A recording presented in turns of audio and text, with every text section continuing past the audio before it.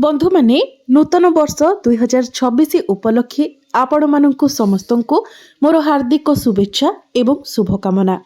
तो बंधु माने जदि आपणकर तुला राशि होई थाए तो यह भिडियोटी को स्किप न करी शेष पर्यंत निश्चय देखंतु।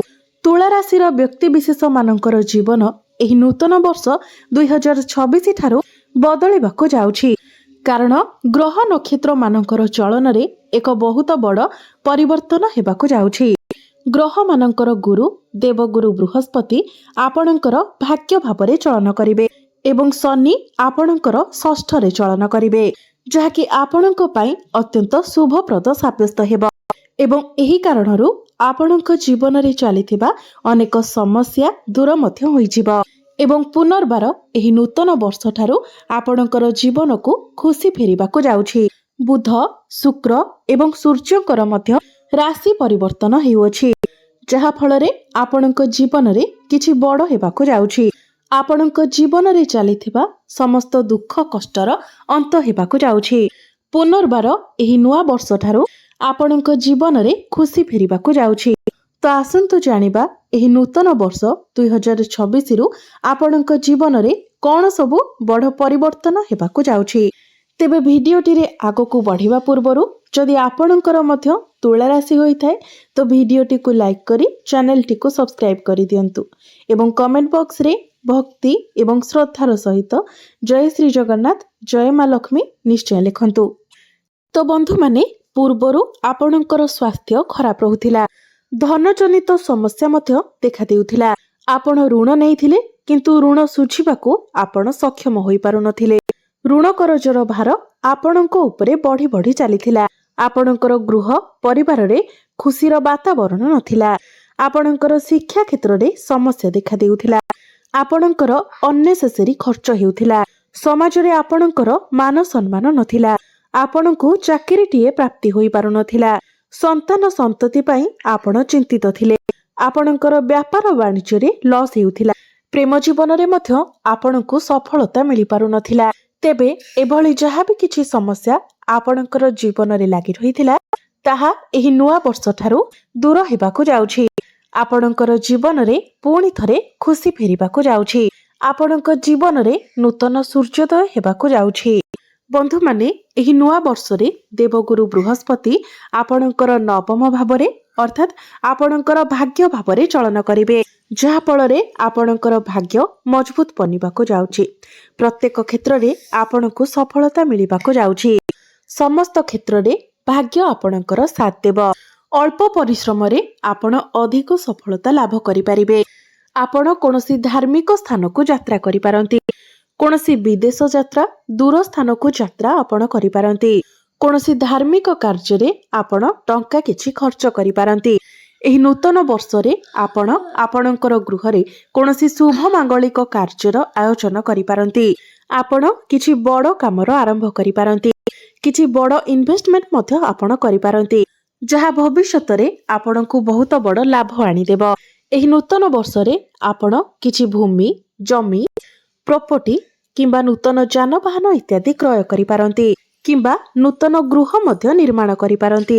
आपणकर कोनोसी प्रॉपर्टी मध्य सेल होई पारे, जहा फଳରେ आपणकर हाथ को मोटा अंकर पैसा मध्य आसी पारे। गुरु आपणकर नवम भावरे रही आपणकर लग्न भाव तृतीय भाव एवं पंचम भाव को दृष्टि देबे। लग्न को देखिबार अर्थ हेउछि एही नूतन वर्ष ठारू जदि आपणकर स्वास्थ्य रे किछि समस्या थिला तो आपणकर स्वास्थ्य जनित समस्या गुड़िक दूर होइजिबो। आपण निजको स्वास्थ्यवान अनुभव करिवे। समाज रे आपणकर मान सम्मान बढ़िबो। आपणकर प्रतिष्ठा बढ़िबो। आपणकर लोकप्रियता बढ़िबो। आपणक मध्यरे मैनेजमेंट स्किल बढ़िबो। आपणक मध्यरे दायित्व बढ़िबो। आपणक पाखकु विभिन्न दिगरु धन मध्य आसीबो। धन अर्जन करिवार नुआ नुआ रास्ता मध्य आपणक पई खोली जिवो। तृतीय भाव को देखिबार अर्थ हेउछि आपण एही नुआ वर्ष रे अधिक छोट मोट यात्रा करिवे किंबा जो माने ऑनलाइन रे काम करूछंती, डिजिटल मार्केटिंग रो काम करूछंती, ट्रैवल एंड टूर रे अछंती, फाइनेंस क्षेत्र रे अछंती, मार्केटिंग रे अछंती, सेमानंकु अत्यंत शुभ फल प्राप्ति हेबो।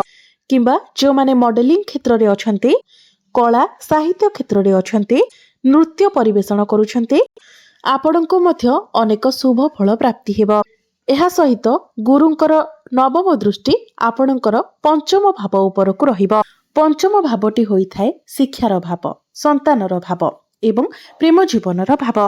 ଏହି ନୂତନ ବର୍ଷ ଠାରୁ ଆପଣଙ୍କ ପାଇଁ ସବୁଠାରୁ ବଡ଼ କଥା ଏହା ହେଉଛି ଆପଣଙ୍କ ପାଇଁ ଏହି ଖୁସି ଖବର ଅଟେ, ଯେଉଁ ଦମ୍ପତିମାନେ ଦୀର୍ଘ ଦିନ ଧରି ସନ୍ତାନର ଆଶା ରଖିଥିଲେ ସେମାନଙ୍କୁ ଏହି ନୂଆ ବର୍ଷ ଠାରୁ ଜୁନ୍ ମାସ ମଧ୍ୟରେ ସନ୍ତାନ ସୁଖ ମିଳିବାର ନିଶ୍ଚିତ ଭାବରେ ସମ୍ଭାବନା ରହୁଛି ଏବଂ ଯେଉଁ ପିଲାମାନଙ୍କର ବିବାହ ହୋଇନାହିଁ ସେମାନଙ୍କର ଗୃହକୁ ବିବାହ ପ୍ରସ୍ତାବ ମାନ ଆସିପାରେ ଏବଂ ବିବାହ ମଧ୍ୟ ଫାଇନାଲ ହୋଇପାରେ। ପଞ୍ଚମ ଭାବଟି ଆପଣଙ୍କର ପ୍ରେମ ଜୀବନର ଭାବ ହୋଇଥାଏ। ତେବେ ଆପଣଙ୍କର ପ୍ରେମ ଜୀବନରେ ପୂର୍ବରୁ ଯଦି କିଛି ସମସ୍ୟା ଲାଗି ରହୁଥିଲା, ଆର୍ଗୁମେଣ୍ଟ, ମନାନ୍ତର ମତାନ୍ତର ଲାଗି ରହୁଥିଲା, ତ ସେ ସବୁ ଦୂର ହୋଇଯିବ।